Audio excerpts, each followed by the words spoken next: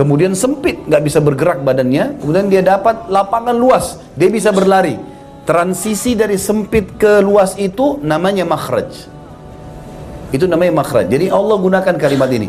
Siapa yang bertakwa kepada Allah, yang dihalalkan dia nikmatin, yang diperintahkan dia kerjakan, yang dilarang dia tinggalkan. Itu takwa. Maka Allah akan berikan makhraja, jalan keluar dari masalahnya. Sekecil sampai sebesar apapun, semudah sampai sesulit apapun. Kemudian Allah bilang di ayat 3-nya, wa yarzukhu min haitsu la yahtasib. Dan Allah akan berikan kepadanya rezeki dari tempat tidak disangka-sangka.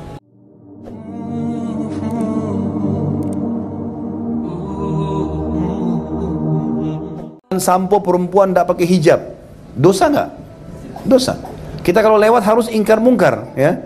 Ya Allah, mudah-mudahan ini nggak ada lagi. Misal, kalau bapak ibu nggak lakukan berarti dosa, kemungkaran. Atau ada perempuan tidak pakai hijab di jalan, kita lagi dari rumah ke kantor sini, ada banyak perempuan tidak pakai jilbab. Kita harus ingkar mungkar. Kalau nggak bisa dengan tangan, dengan lisan, tidak bisa, harus dengan hati. Ya Allah, hilangkan kemungkaran ini. Tapi kalau kita tidak pungkiri, kita jadi dosa. Berapa banyak dosa yang kita lakukan sehari-hari. Makanya harus kita banyak istighfar, Bapak Ibu sekalian. Baik, yang kelima ya, adalah bertakwa kepada Allah. Bertakwa artinya patuh. Allah perintahkan kerjakan, Allah larang tinggalkan. Itu namanya takwa. Tentu takwa ini Bapak Ibu sekalian ada materi saya khusus di YouTube juga judulnya Bekal Dunia Akhirat. Itu Bapak Ibu kalau nonton saya panjang lebar jelaskan definisi takwa itu sendiri. Tapi yang jelas saya ringkaskan, takwa ini memiliki 226 ayat dalam Al-Quran. 226 ayat dalam Al-Quran. Tidak ada ibadah sebanyak ini Bapak Ibu sekalian, fadilahnya banyak sekali. Tapi saya akan sebutkan ada 4 fadilah di satu surah, namanya surah At-Talaq. Surah nomor 65, ayat 2, ayat 3, ayat 4, ayat 5. Surah At-Talaq, surah nomor 65, ayat 2 sampai ayat 5. Bunyinya, ayat 2-nya, A'udzubillahi minasyaitonirrajim. Wa may yattaqillaha yaj'al lahu makhraja. Siapa yang bertakwa kepada Allah, Allah akan berikan kepadanya makhraja. Kalau Bapak Ibu pergi haji dan umrah, coba lihat pintu darurat, exitnya, bahasa Inggris. Pasti bahasa Arabnya mim, kha, ra, jim, makhraj. Allah gunakan kalimat itu. Siapa yang bertakwa kepada Allah, Allah akan berikan dia makhraja. Maksudnya jalan keluar yang bisa menyelamatkan dia. Itu artinya makhraja. Orang Arab juga membahasakan makhraj Bapak Ibu sekalian. Kalau ada orang jalan, kemudian sempit, nggak bisa bergerak badannya, kemudian dia dapat lapangan luas, dia bisa berlari. Transisi dari sempit ke luas itu namanya makhraj. Itu namanya makhraj. Jadi Allah gunakan kalimat ini. Siapa yang bertakwa kepada Allah, yang dihalalkan dia nikmatin, yang diperintahkan dia kerjakan, yang dilarang dia tinggalkan. Itu takwa. Maka Allah akan berikan makhraja, jalan keluar dari masalahnya. Sekecil sampai sebesar apapun, semudah sampai sesulit apapun. Kemudian Allah bilang di ayat 3-nya, wa yarzukhu min haitsu la yahtasib. Dan Allah akan berikan kepadanya rezeki dari tempat tidak disangka-sangka. Itu ayat 3. Ayat 4-nya, situ juga ada di akhir ayat, wa may yattaqillaha yaj'al min amrihi yusra. Sudah lihat ya? Di akhir ayat 4. Karena ini bicara masalah cerai sebenarnya. Kita ambil akhir-akhir ayat. Kata Allah di ayat 4-nya, siapa yang bertakwa kepada Allah, Allah akan jadikan perkaranya yusra, mudah. Kata ulama, ini ayat 4 relevansinya dengan ayat 2. Hubungannya dengan ayat 2. Ayat 2 tadi berbunyi makhraja, jalan keluar. Bisa saja orang operasi dulu baru sembuh, itu juga makhraj. Atau orang utang dulu baru buka usaha, itu juga makhraj. Tapi di ayat 4 Allah pastikan, makhrajanya yusra. Jalan keluarnya mudah. Jadi tidak operasi bisa sembuh, nggak utang bisa buka usaha. Itu maksudnya. Jadi makhraja. Di ayat 5-nya Allah mengatakan, wa may yattaqillaha yukaffir anhu sayyi'atihi wa yu'dhim lahu ajra. Ini di satu surah ya. Ayat 2, ayat 3, ayat 4 semuanya ini berbicara masalah ketakwaan. Kata Allah, siapa yang bertakwa sama Allah, Allah akan lipat gandakan balasannya. Termasuk sini kata ulama tafsir adalah rezekinya, dan Allah akan maafkan kesalahannya.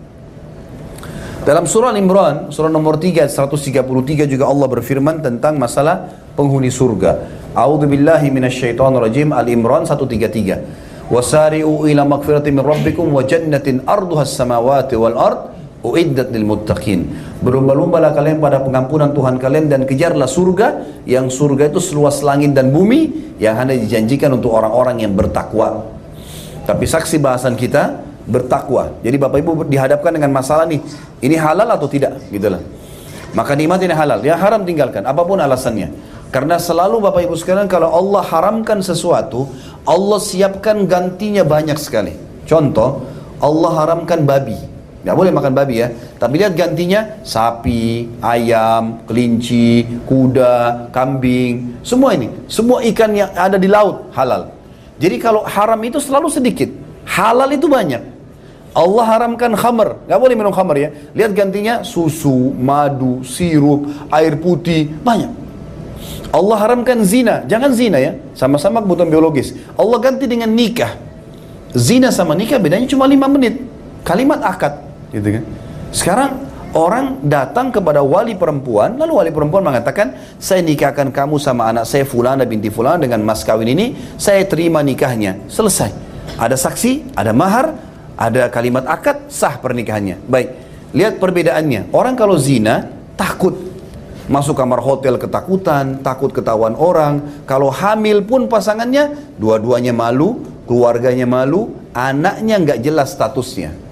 Ini haram. Sekarang kalau nikah, datang melamar dengan 5 menit kalimat akad tadi, dia masuk di kamar sama istrinya, hamil, dua-duanya senang, keluarganya senang, namanya harum di masyarakat, anaknya jelas statusnya, bukan anak zina.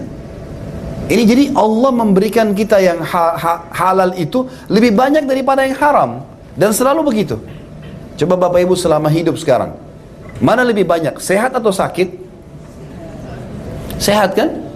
Dalam 1 tahun 365 hari, berapa hari kita sakit? Cuma sebentar, gitu kan? Lebih banyak sehat. Lebih banyak kita kenyang daripada lapar. Lebih banyak kita ya hilang dahaga daripada haus.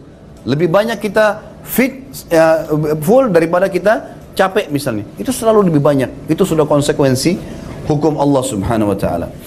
Baik, sekarang kita pindah Bapak Ibu sekalian ke masalah yang keenam, adalah tawakal. Dan tawakal bedanya dengan tawakul. Ya, ada 2 ya.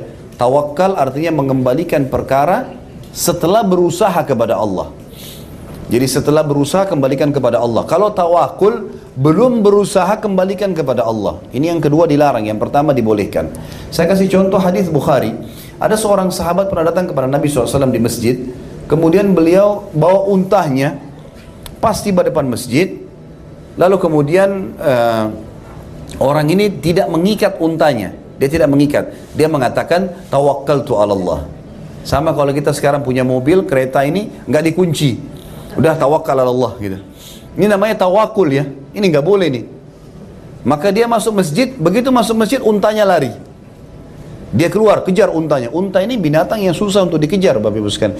Unta bisa hidup 3 hari 3 malam nggak makan, nggak minum.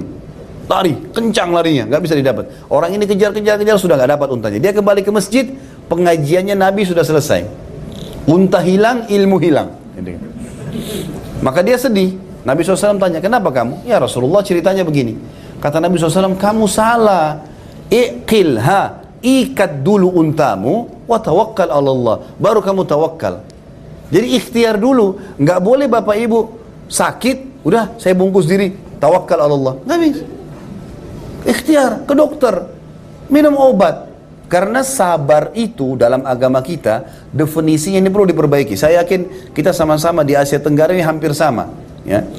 Jadi kita biasa kalau sabar tuh disuruh elus dada, duduk manis. Sabar ya. Bukan. Sabar itu bukan begitu. Sabar itu terima takdir Allah dan ikhtiar cari jalan keluar, itu sabar. Bapak Ibu bangun pagi sakit, terima dulu. Oh Allah lagi coba saya. Udah, alhamdulillah. Lalu ikhtiar minum obat. Nah itu sabar. Jadi jangan dianggap orang kalau ikhtiar itu bukannya tidak sabar. Enggak. Sabar. Nabi Ayyub alaihissalam waktu sakit itu ikhtiar. Coba sana, coba sini. Tapi kan belum saatnya Allah sembuhkan. Maka dia sabarin. Seperti itulah. Maka ini perlu digarisbawahi Bapak Ibu sekalian. Jadi kita bertawakal kepada Allah artinya mengembalikan setelah berusaha. Tadi dalilnya sama At-Talaq ayat 3. Lanjutan tadi wa yarzuqu min haitsu la yahtasib, kata Allah wa may yatawakkal 'alallahi fahuwa hasbuh. Siapa yang bertawakal kepada Allah, Allah akan jadi pencukup baginya. Pencukup kata ulama adalah pencukup segala kebutuhannya. Kemudian yang ketujuh, silaturahim. Silaturahim. Sila artinya hubungan, rahim artinya hubungan darah. Jadi ini banyak di Indonesia, saya lihat, tapi saya nggak tahu kalau di Malaysia ya. Saya lihat banyak orang salah paham, dianggap silaturahim itu adalah melanjutkan hubungan sama semua orang Muslim. Keliru itu. Mestinya silaturahim itu hanya orang yang punya hubungan darah. Makanya kata Nabi SAW, telusuri jalur nasab kalian, karena itu memudahkan kalian silaturahim. Saya lihat di Indonesia gini, ada satu hal yang saya ingatkan jemaah saya nggak tahu di sini. Saya berapa kali tanya jemaah saya, siapa nama kakek kamu? Ada yang tahu, ada yang nggak tahu. Kalau saya tanya ayah kakeknya, sudah nggak tahu. Apalagi kalau saya tanya kakek-kakeknya, sudah nggak tahu. Ini Bapak Ibu sekalian perlu diperbaikin, karena ini bagian dari agama kita. Kita harus tulis. Bapak Ibu sekarang, kalau masih ada orang-orang tua yang hidup, tanya, nama kakek saya siapa? Berapa orang bersaudara? Ya. Dia ini terus nikah sama siapa? Tulis. Jalur nasab. Jangan sampai kita ketemu dengan sepupu kita sendiri ya, cousin ya, terus kita nggak tahu. Saya pernah ketemu sama orang di Jakarta, turunan Cina. Saya turunan Arab, dia turunan Cina. Ternyata kakek saya pernah nikah sama neneknya dia. Iya. Pas lagi saya nginap di rumahnya, sudah lama saya bersahabat. Mungkin saya bersahabat sudah 4 tahun atau 5 tahun, saya nggak tahu. Satu waktu saya ke Jakarta, tuh saya belum tinggal di Jakarta, masih di Makassar waktu itu. Saya datang ke Jakarta, saya ke rumahnya, ya, ketemu sama dia. Terus ngobrol-ngobrol, saya anggap teman saya biasa. Terus dia cerita, nenek saya menikah sama turunan Arab. Saya tanya, siapa nama disebut namanya gitu. Ada nama orang disebut, itu kebetulan nama kakek saya. Itu kakek saya. Dia bilang itu nikah sama nenek saya. Ternyata orang ini punya hubungan rahim sama saya nih. Seperti itulah, ya. Makanya Amr bin As juga radhiyallahu anhu waktu masuk menembus Mesir tahun 20 Hijriah, beliau mengatakan kepada masyarakat Mesir, kami mengajak kalian masuk Islam dan menjaga rahim kalian dengan Nabi kami. Orang-orang Mesir heran, siapa rahimnya? Ya, orang Mesir tidak pernah ada yang ke Madinah menurut mereka. Lalu kata Amr bin As, salah satu pasangan hidup Nabi kami Maria, Kiptiyah, orang Mesir, gitu kan? Berarti ada hubungan sama kalian, seperti itulah. Berarti memang rahim ini maksudnya adalah orang yang punya hubungan kerabat. Kalau teman-teman yang tidak hubungan kerabat, ini kita namanya menjalin ukhuwah. Menjalin ukhuwah. Pernah ada sahabat bawa kantong dirham, lalu dia bilang, ya Rasulullah, ini saya mau sedekahkan. Ada orang miskin, ada hubungan rahim dengan saya. Ada orang miskin, tidak ada hubungan rahim sama saya. Yang mana saya kasih? Kata Nabi SAW, kalau kau kasih yang punya rahim, kau dapat 2 pahala. Pahala sedekah dan pahala silaturahimnya. Ya, jelas ya. Ini dalilnya hadis Bukhari. Kata Nabi SAW, siapa yang ingin dipanjangkan umurnya, maksudnya berkah umurnya, ya, dan diluaskan rezekinya, maka dia melanjutkan hubungan silaturahim. Jadi hubungin teman-teman sekalian. Setiap hari jadwal, telepon. Sekarang alhamdulillah sudah mudah. Kalau masih ada orang tua kita hidup di kampung, dia di desa, telepon mereka, tanya, minta didoain. Ada paman, ada tante. Kalau orang tua sudah meninggal, itu paman-paman dan tante menjadi penggantinya. Ada sepupu, ada siapa, telepon 1 menit. Pakai stopwatch kalau perlu, gitu kan. Nah ya, 1 menit. Assalamualaikum, apa kabar? Baik, gini-gini. Baik, seperti itulah, gitu kan. Jadi silaturahim ini penting, membawa rezeki. Selanjutnya Bapak Ibu sekalian, yang ke-8, umroh, haji dan umroh. Haji dan umroh. Ada rezeki ulang-ulangin. Kata Nabi SAW dalam hadis Baihaqi, hadis sahih, umroh dan haji yang dikerjakan secara berkesinambungan, dari umroh ke umroh, dari haji ke haji, akan menghilangkan kemiskinan dan kesusahan hidup seperti api menghilangkan karat dari besi. Umroh dan haji yang dikerjakan secara berkesinambungan, rutin, akan menghilangkan kesusahan hidup dan kemiskinan sebagaimana api menghilangkan karat dari besi. Ini luar biasa ini. Ada hadis yang lain, antara umrah ke umrah pengampunan dosa di antara keduanya, dan haji mabrur tidak ada balasan kecuali surga, gitu kan.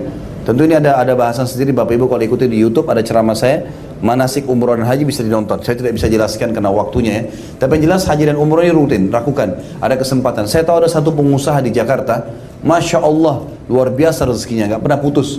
Punya banyak bangunan-bangunan besar di Jakarta, kaya raya. Dia 1 bulan ya, itu 3 pekan, 3 minggu di Jakarta, 1 pekan di Saudi. Setiap bulan. Jadi dia selalu sama istrinya, akhir bulan sudah di umrah, Mekah sama Madinah. Setiap bulan, akhir bulan, pekan keempat di sana, 3 pekan di Indonesia kerja. Jadi saking luar biasanya dia menjaga ibadah dengan Allah, itu rezekinya tidak pernah putus. Ini salah satu contoh. Atha bin Abi Rabah rahimahullah, salah satu ulama tabi'in, umurnya 100 tahun, beliau haji 70 kali. Artinya 70 tahun haji.